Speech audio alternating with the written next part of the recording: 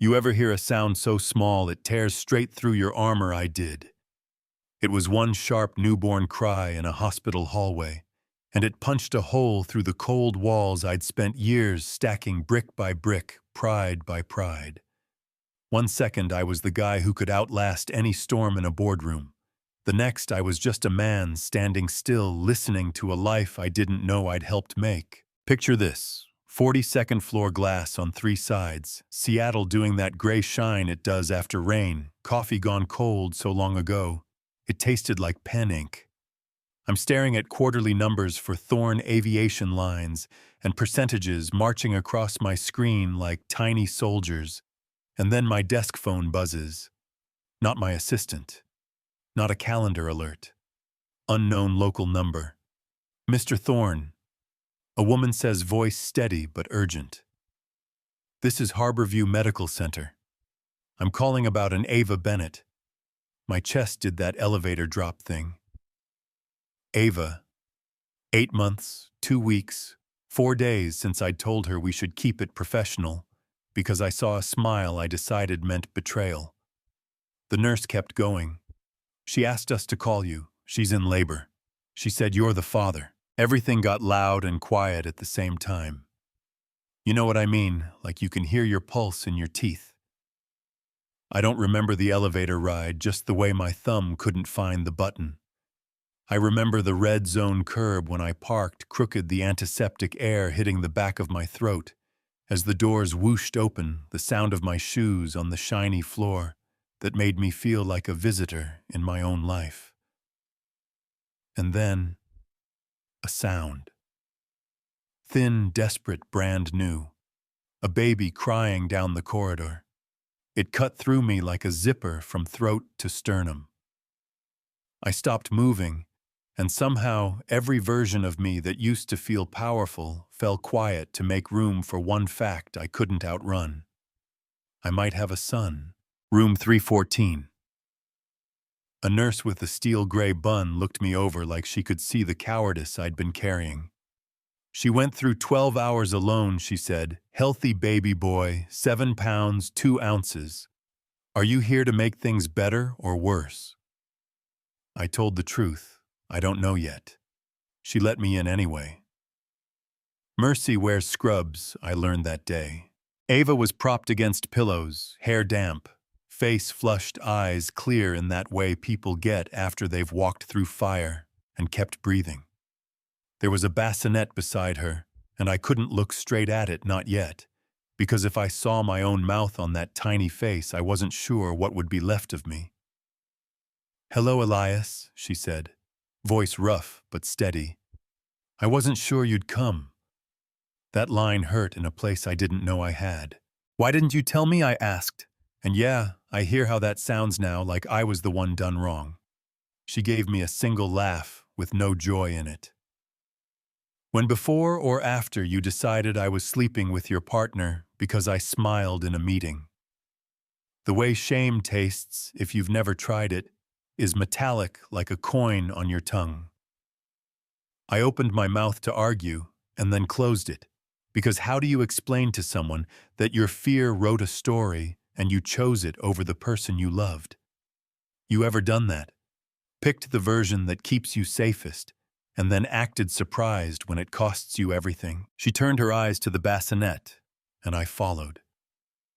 He was so small I felt clumsy, just looking, black hair with that newborn swirl, a nose like hers, a chin that looked uncomfortably like mine. I reached out one finger, ridiculous, and his hand latched on like a lifeline. That grip. You can preach to yourself all day about control and strategy, and never need anyone but one warm hand the size of a walnut grabs your finger, and your whole body remembers you were built to belong. My voice came out like paper. We need to talk. For real this time. Ava nodded like a person who is too tired for speeches and only believes in repetition and proof, so I stayed. Not at a hotel, not in my penthouse with the skyline vanity mirror, but on her lumpy couch with a blanket that smelled like laundry soap and baby lotion, under a nightlight shaped like a crescent moon. I learned the difference between a hungry cry and a scared cry. I learned to swaddle without creating a burrito that fought back. I learned that 2 a.m. is the hour when your pride is asleep and your better self can practice. I brought her decaf with vanilla creamer, the kind she pretended to side-eye and always finished. I memorized the way Wesley, that's what she wanted to name him after her grandfather, and I said yes so fast I surprised myself, would stop fussing if I hummed low and off-key. Boundaries. She set them with a line of sight clear enough to land a plane. I'm not moving into your house, she said. We're not playing pretend because we share a baby. Don't try to fix with money what you broke with doubt. Do you think that's fair? I didn't get to buy forgiveness. I got to earn trust hour by hour, diaper by diaper, appointment by appointment. I asked to be part of the pediatrician calls. She said yes with conditions. Show up on time, be respectful, no showboating. I asked about the birth certificate, and she paused long enough for a lifetime before saying, Wesley James Thorne, if you want that responsibility. If. That word had weight, and I wanted to be the man who could carry it. In the daylight, I learned her world. We took the bus to Bright Beginnings, the daycare with the hand-painted sign, and the walls covered in finger paint stories, and the woman named Carmen, who ran the place like a quilt. Rough in parts, warm everywhere. We stood at the glass and watched toddlers stack blocks and knock them down again, the most honest metaphor I've ever seen for how life works. He'll learn he belongs to a community here, Ava said. And I realized that for years I'd called isolation safety, when really it was just expensive loneliness dressed up in glass and chrome. Then I showed her mine, the one piece that didn't cost money to share. A small park above Elliott Bay where a tired nanny used to take me when the house felt too quiet to be home.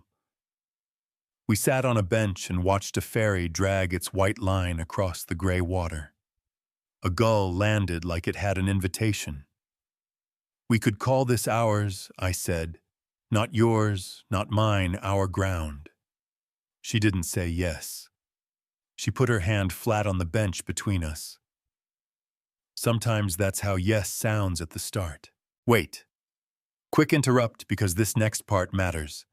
Stick around, because what happened next will blow your mind. The call hit on a Thursday night, just as I'd finally mastered burping without a shirt change. Tokyo, my assistant said, voice tight, Morrison's threatening to pull the plug unless you're there in person. First flight tomorrow.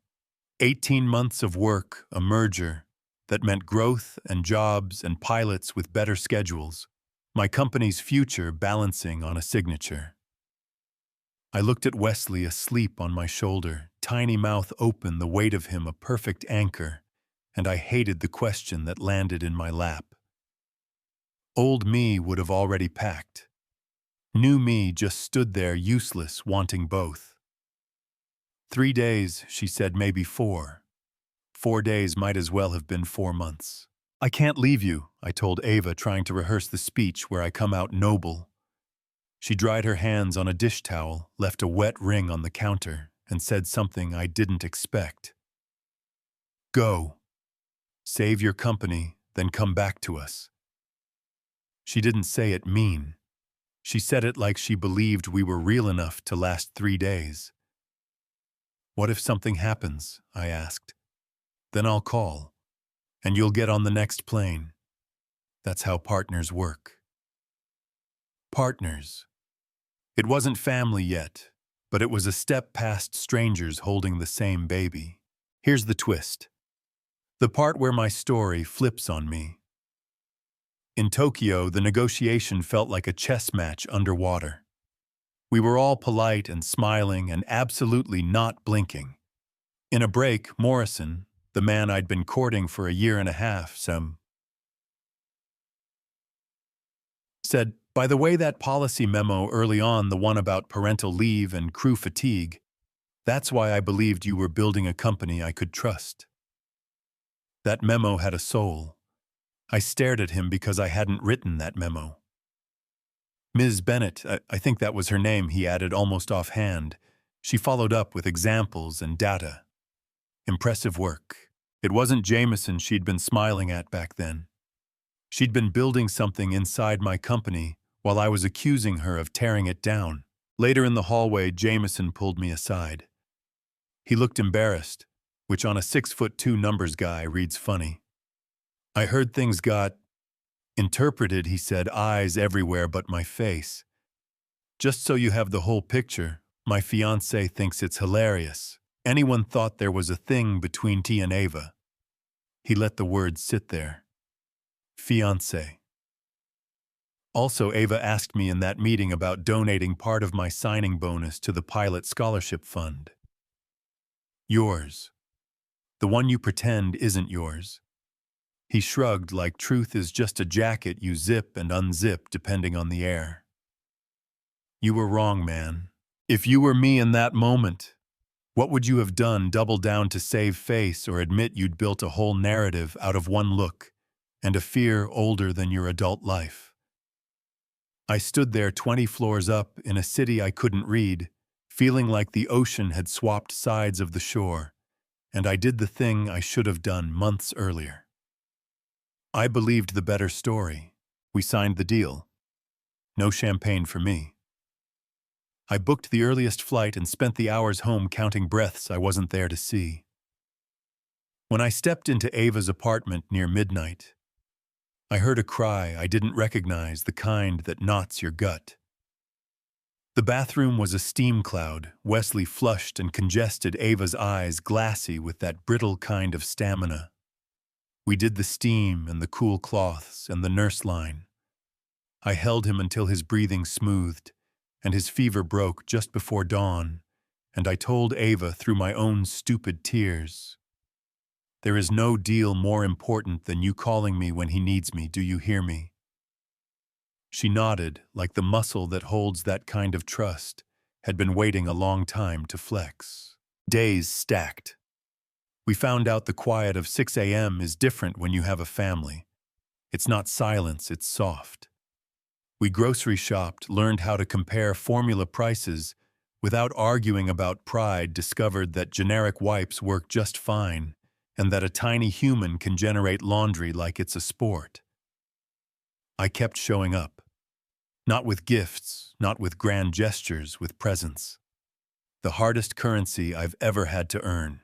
A Sunday morning months later, light trickling in Wesley, making those curious baby sounds that are basically punctuation.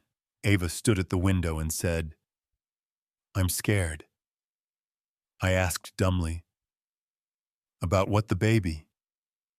She shook her head. "About us.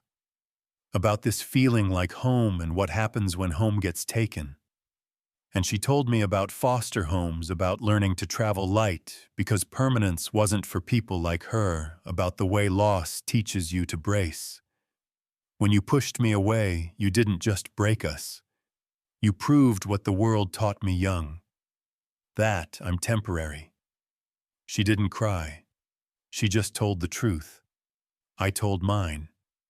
I had spent years hurting first, so I didn't get hurt at all. I had confused power with never needing anyone. "You're not temporary," I said, and I meant it down to bone.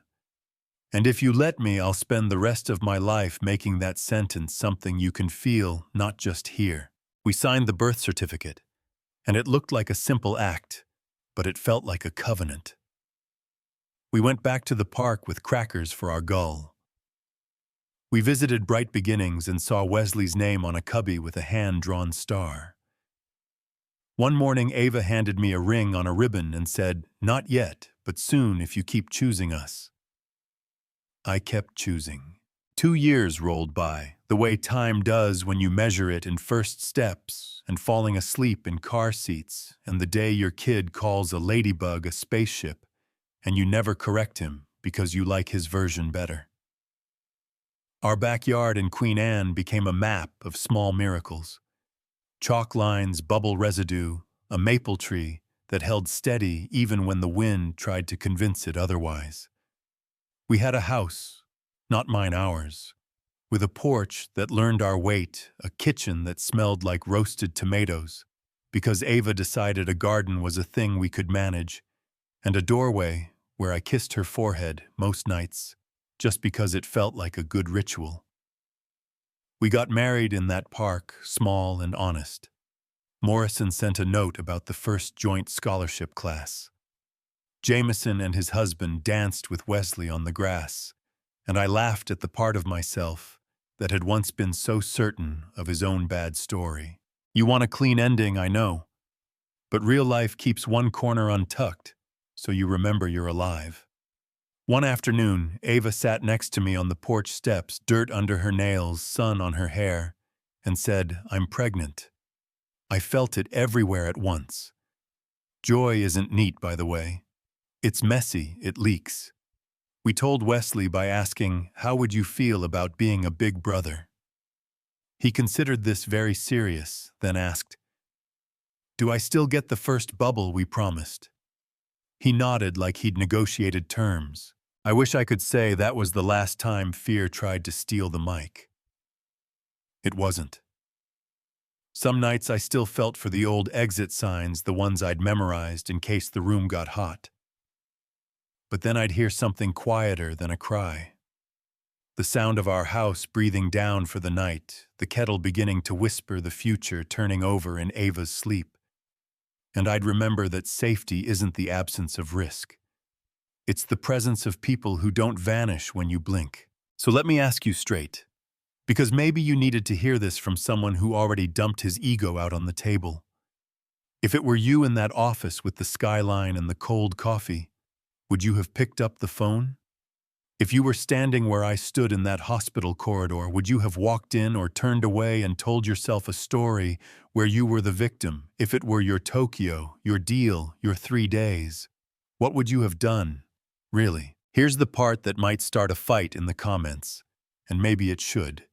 Money doesn't make you a better father or partner. It just makes your mistakes more comfortable.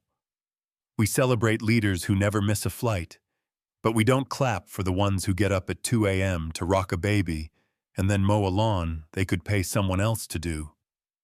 We brag about benefits on investor calls and then act surprised when a mother has to take 2 buses to an affordable daycare. Do you think that's fair? Should paternity leave be a perk or a baseline because babies aren't a luxury item? I learned in Tokyo that the memo about families is not a PR stunt. It's a blueprint. You either build with it or you build something hollow and hope the first storm is kind. The night before our daughter was born, I sat in the dark and thought about doors. The door to room 314. The door to an elevator. The door I made in that wall of mine when I decided to listen instead of assume, admit instead of defend. A cry once shattered me. Now the sound I love most is 3 breaths layered. Hers, mine, the small one down the hall. Steady, ordinary, sacred. I don't know where you're watching this. Kitchen table bus seat, a break room where the clock doesn't move. But if you're standing in a life you built to keep you safe and it feels like a cage with good lighting, maybe this is your door. Ask one more question instead of assuming.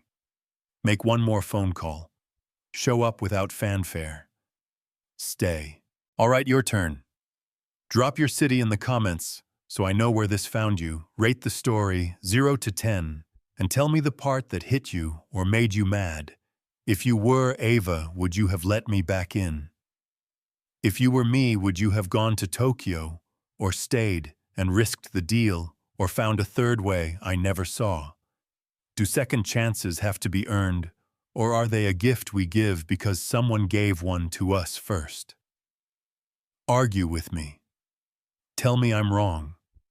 Or tell me where your wall cracked and what came through. And if this meant something, subscribe and send it to the one person in your life who needs to hear that the thing they're calling strength might be fear with good PR. Yeah, that happened.